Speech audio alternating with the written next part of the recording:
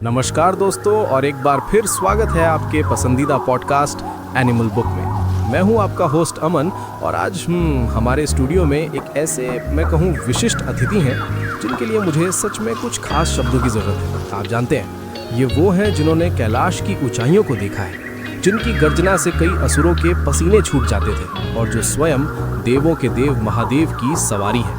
ये सिर्फ एक बैल नहीं है, ये है धर्म, शक्ति और भक्ति का प्रतीक। कृपया तालियों से स्वागत कीजिए हमारे श्री नंदी महाराज का।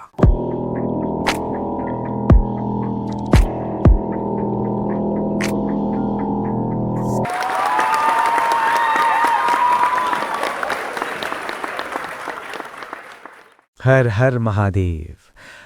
धन्यवाद अमन, आपके शो पर आकर एकदम प्रसन्नता हुई। नंदी जी, ये असल में हमारे लिए सौभाग्य की बात है कि आप अपने व्यस्त शेड्यूल से, मेरा मतलब है कैलाश पर सेवा और ध्यान के बीच समय निकाल कर आए हैं। सबसे पहले तो मैं बस यही पूछना चाहूँगा कि आपको कैसा लग रहा है, मतलब इतने बिजी शेड्यूल के बाद।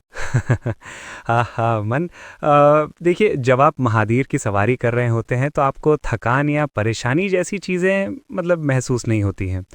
हाँ, पर एक चीज़ है, आजकल कैलाश पर सच कहूँ तो ट्रैफिक थोड़ा बढ़ गया है। ध्यान करने के लिए जगह मिलना थोड़ा मुश्किल हो गया है। बहुत खूब। नंदी जी, देखिए, हमारे श्रोताओं में कई युवा हैं जो आपकी इस पूरी भूमिका को लेकर बहुत उत्सुक हैं। आप महादेव के परम भक्त हैं, सवारी हैं और उनके गणों के प्रमुख भी। तो ये सब आप एक्चुअली कैसे संभालते हैं, यानी हाउ डू यू मैनेज? ये संभालने की बात नहीं है अमन, ये प्रेम और कर्तव्य है। मैं तो बस उनका एक सेवक हूँ। असल में मेरी सबसे बड़ी भूमिका है उनके भक्तों की प्रार्थना उन तक पहुँचाना। तो जब कोई भक्त मेरे कान में अपनी इच्छा या प्रार्थना कहता है, ये सुनिश्चित करना मेरा काम है कि वो सीधे महादेव तक पहुँचे। ओह, ये एक बहुत ही महत्वपूर्ण बात है। तो इसका मतलब है कि अगली बार जब कोई मंदिर में आपके कान में कुछ कहे तो वो सीधा महादेव के पास जाता है। बिल्कुल, पर मैं एक बात स्पष्ट कर दूं, ईमानदारी और सच्चा हृदय जरूरी है। जो सच्ची भावना से मांगा जाता है वो जरूर सुना जाता है। ठीक है। कैलाश पर आपका एक दिन कैसा होता है?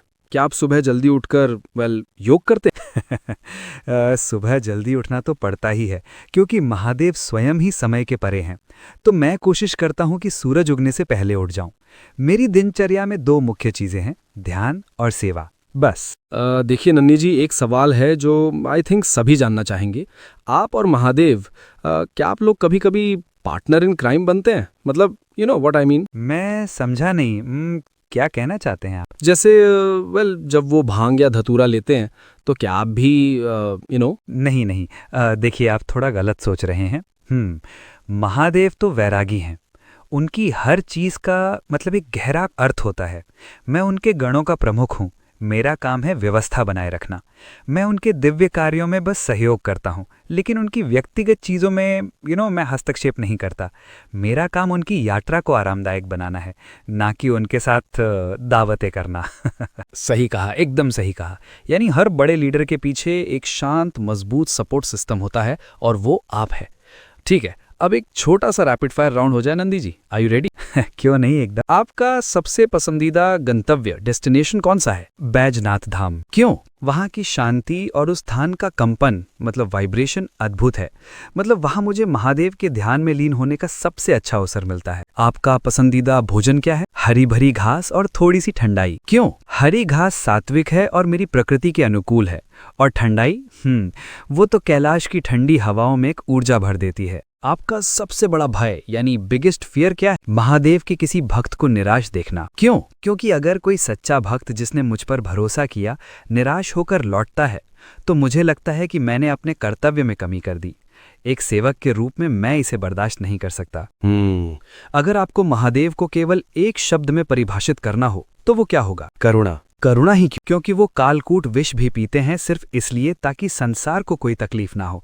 इससे बड़ी करुणा और क्या हो सकती है? पार्वती माता यानी आदि शक्ति कैसी है? आदि शक्ति, मेरा पूरा सम्मान उनके लिए है, क्योंकि वो शक्ति का स्रोत हैं जो इस पूरे ब्रह्मांड को संतुलन में रखती हैं। वो महादेव की ऊर्जा है जिनके बिना सृष्टि अधूरी है। शानदार, ये तो सच में एक अलग और ज्ञानवर्धक अनुभव था। नंदी जी, आपने आज हमें बहुत कुछ सिखाया। आपकी भक्ति, आपकी विनम्रता और आपका बल, ये सब हम सभी के लिए एक बड़ी प्रेरणा है। तो पॉडकास्ट के अंत में आप हमारे श्रोताओं को क्या संदेश देना चाहेंगे? मैं बस इतना ही कहूँगा कि हमेशा धर्म के मार्ग पर चलो। महादेव को खुश करने का सबसे अच्छा तरीका है दूसरों के प्रति दयालु होना। मंदिर में आकर मेरे कान में बोलने से पहले अपने मन में ये ज़रूर पूछना कि क्या मेरा काम किसी को तकलीफ तो नहीं देगा। अगर नहीं तो तुम्हारी प्रार्थना ज़रूर पूरी होगी। ठीक है? क्या बात है। ये सच में एक बेहतरीन संदेश है। नंदी जी, आपका मतलब वहाँ से समय निकाल कर आने के लिए बहुत बहुत धन्यवाद। धन्यवाद अमन। हर हर महादेव। दोस्तों, ये थे हमारे आज के गेस्ट महादेव की सवारी श्री नंदी जी। अगली बार किसी और अद्भुत जानवर की कहानी के साथ मिलेंगे। तब तक के लिए सुनते रहिए एनिमल बुक।